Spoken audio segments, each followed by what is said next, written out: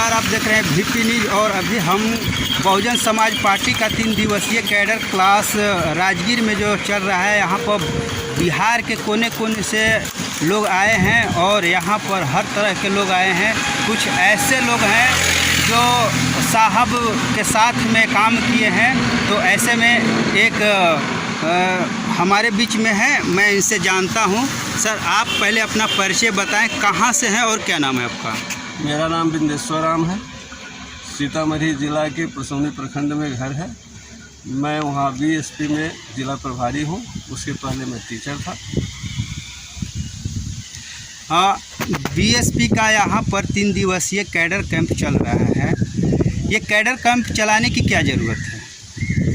चूँकि हमारे समाज के लोग भारत के ऐतिहासिक इतिहास को नहीं जान रहा है, वर्तमान संविधान को भी नहीं समझ रहा है, और जो विभिन्न तरह की पार्टियां हैं उसे वोट कर रहा है, वो उसके हित में नहीं है पार्टी, फिर भी उसे वोट कर रहा है। इसलिए हम अपने समाज के लोगों को ये समझाने का प्रयास करते हैं कि आप गरीब हैं और गरीबों की पार्टी ही बहुजन समाज पार्टी है।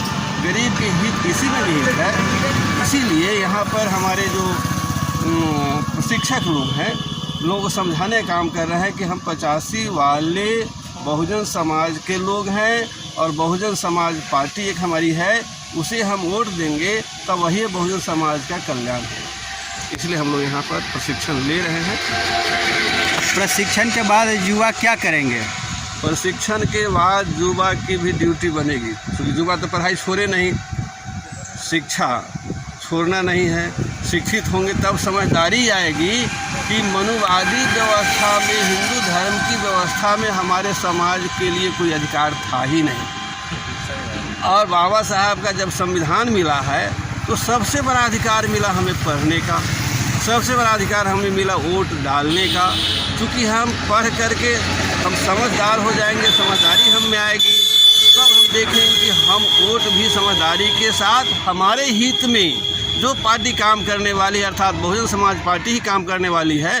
जैसा कि बहन जी को यूपी में 4-4 बार मुख्यमंत्री बनने के क्रम में देखा कि जब मुख्यमंत्री के रूप में आई तो उन्होंने सवर्ण अवर्ण की बातें नहीं देखी, किसी भी वर्ण में जो गरीब है उसके लिए काम की। उनकी नज़र में अमीर सवर्ण अवर्ण नहीं है, ऊँची जाति नीची जाति नहीं है, सब उनके लिए बराबर है और सब के लिए वो काम करती है। इसलिए नौजवानों की ड्यूटी बनेगी पढ़ाई के साथ साथ, क्योंकि वो पढ़ेंगे, पढ़ाई उनका मुख्य उद्देश्य रहेगा। और पढ़ने के बाद बाबा साहब की जीवनी पढ़ेंगे, माता रामाबाई की पढ़ेंगे, महात्मा फूले की पढ़ेंगे, माँ सावित्री बाई फूले की पढ़ेंगे, साहू जी महाराज की पढ़ेंगे, महात्मा बुद्ध की पढ़ेंगे, बाबा साहब की पढ़ेंगे, ललित सिंह यादव की पढ़ेंगे, कबीर साहब की पढ़ेंगे, रविदास साहब की पढ़ेंगे, साहब कांसी राम की पढ़ेंगे और बहन मायावती जी की पढ़ेंगे। इन सभी लोगों की जीवनी को पढ़ते हुए इनकी सोच को समझेंगे और लोगों के बीच समझाने का काम करेंगे, नौजवान लोग ही।